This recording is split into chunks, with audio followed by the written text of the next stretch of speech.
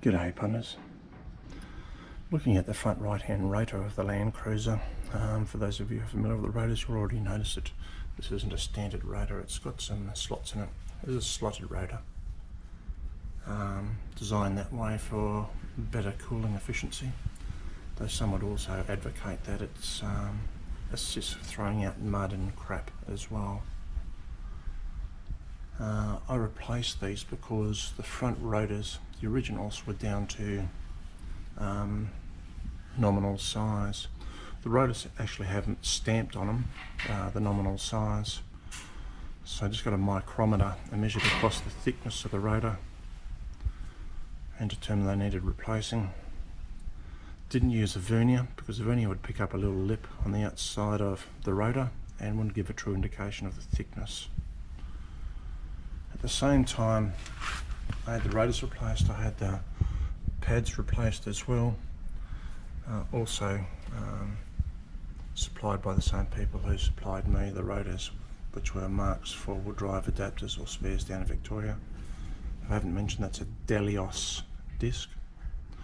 They also supplied braided steel line kit, front and rear. I think it was about 6 or 8 hoses. I did notice an improvement in brake pedal feel. It was a little bit harder. The brake pedal feel, it wasn't so soft. A slight improvement in braking. I want to talk about wheel nuts as well. Here's the one on my vehicle, and there's another aftermarket one, and there's a really old Toyota one. Steel rims generally these days have this style of nut on them. It might be a bit more fancier than that, but they have their clamping force to hold the rim on this chamfered edge here, and the thread of course as well. I've seen these nuts break the studs, so the studs where rattle guns used, and perhaps the air pressure's 100-110 psi, and just snaps the studs. Point being, rattle guns don't discriminate on the torque being applied to a nut on a stud, because there's no torque adjustment on rattle guns. The only way you can adjust the tension effort in a rattle gun is by adjusting the air pressure. Conversely, if these done up really tight and you're out in the bush and you need to undo them, it might be a real chore to get them off as well. These style nuts really just clamp the rim to the rotor, and this one's a good example. That's a nice tight fit in this outside part here. It's a nice tight fit inside the rim, and the tensioning pressure is via this washer on the outside, with the nut obviously screwing up on the stud. Again, if a rattle gun's used and it's been used with a high air pressure, you might find them difficult to undo as well.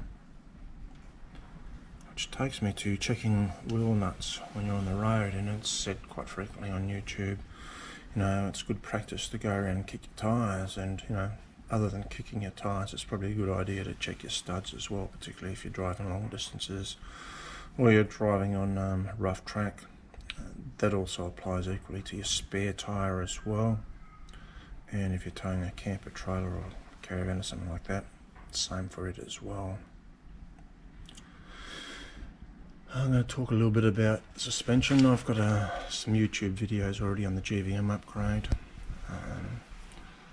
What I've got on the front here is Old Man Emu, ARB spring and nitrate charger, front shock absorber. These were installed prior to registration in January 2015, so they haven't changed since.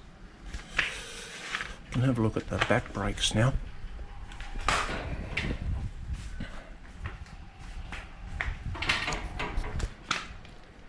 So similar rotors, Delios, similar pads and similar brake lines.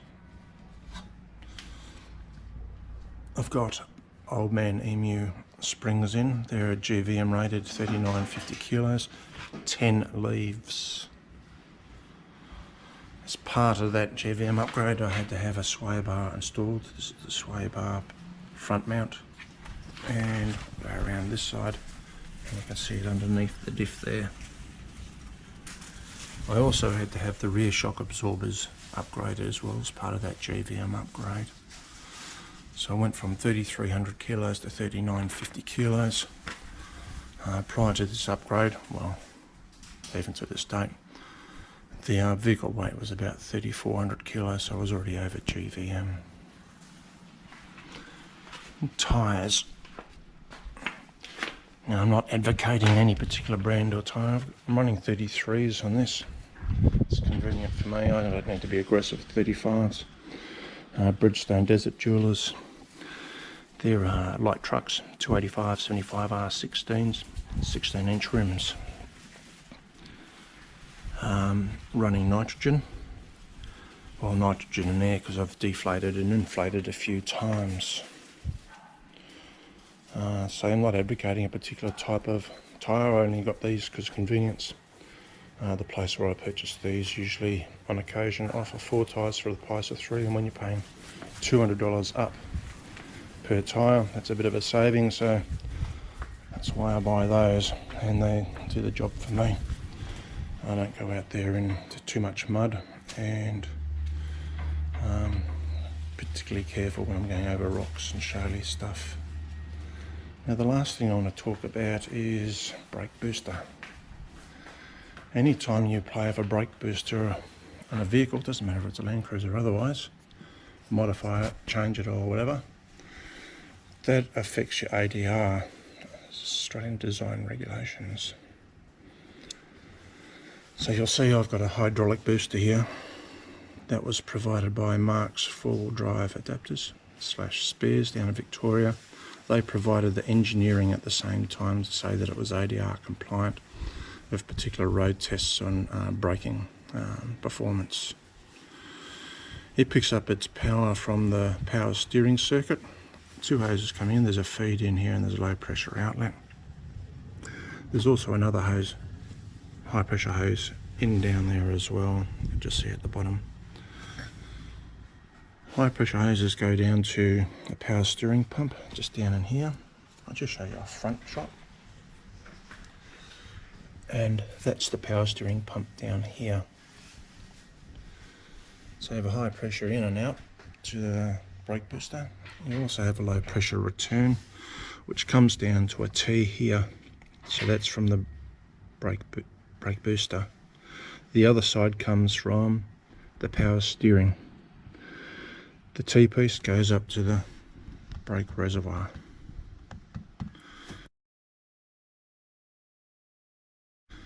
I know there's a lot of brake booster mods you can do. Larger diaphragms, larger boosters, double diaphragms. If you're contemplating those sort of things, again, they're messing with your ADR compliance, and you may need certification.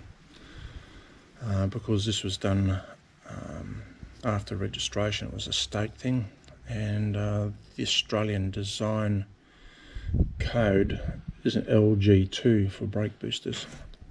That's LG2 there, LG2 only. I had the brake booster stuck on by the local mechanic who did the certification as well. Again, a matter of convenience, because I needed it certified. I thought it better that the person doing the certification do the fitment so that they've got no concerns about how it was installed.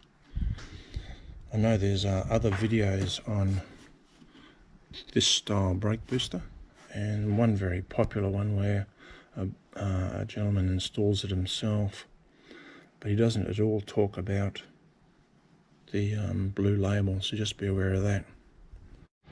Just wanted to cut in on this video about brakes, a little bit about suspension and the tyres that I'm running, just to talk about gearbox and clutch, because it's only a short part. Now, the earlier model Lancruisers, VJ79s, are well renowned for having very crappy fifth gear ratio. I think Toyota modified or rectified that in 79 series Landcruisers released from about 2016 onwards. There's a bunch of aftermarket options available to rectify the earlier model gearboxes, including buying new lay shafts and new gears. Predominantly you're sitting around second and fifth gear. I opted to get a reconditioned, so an old gearbox, brand new parts, new synchros, new bearings, new second, fifth gear, lay gear, a box installed in, so it matches up with the gear ratios with the current model Landcruisers 2016 onwards. This was done by, and I'm going to mention them, Gimpy 4-wheel drive spares. I've used them previously when I had a Pajero. Great service. Happy with the mod? Absolutely. You know, I don't have the engine screaming at 2,500 revs, doing 110 k's an hour. Now doing about 2,000 revs. So yeah, a lot easier on the ears and a lot easier on the fuel as well. The other thing I had done, and this was done quite a while ago, was the clutch. When I originally had the exhaust replaced in the first tune, I had a heavy duty clutch put in by a local clutch and exhaust place. I was aware of NPC clutches at that time. The NPC clutch kits were about $1,600. The heavy duty clutch from the local shop was about $1,200 from memory. So went for the cheaper option. Change in pedal feel, absolutely. The heavy duty clutch was a lot heavier on the foot. Lots heavier. When I looked at changing over this box, the boss said I need to do something about the clutch. At that time I was also looking at doing the auto transmission conversion, and I wasn't going to get change out of about 26 grand. I just couldn't justify that. So I had a chat to NPC clutches. I think they're just a little bit south of Brisbane.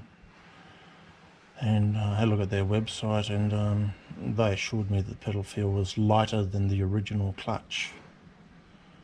So I happened to be down that way, and I actually picked up a clutch kit, and I had that installed at the same time as this box was installed.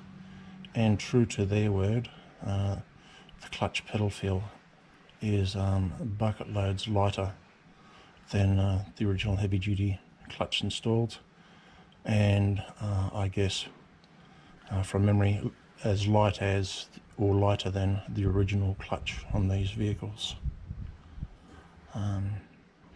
So they were both worth the money. The gearbox from Gimpy 4-wheel drive spares and the NPC 1200 Newton meter clutch. In a prior video I talked about, that was inside the cab, seats and compliance. Again, you play with the seats, you may run foul. I've got a blue label for the seats, and you'll see that's done by Pro Seat, Brendale down in Sunny Coast, and they've done that. As part of that compliance, the certifier should provide you some paperwork as well to keep with your rego papers, or with the vehicle anyhow. So if you do get pulled up and the coppers say, well, you know, show us the paperwork, you've got it with you. Well, that wraps up this video on the brake system in the Lancruiser. Just a recap on the suspension and a little bit about the tyres I've installed as well.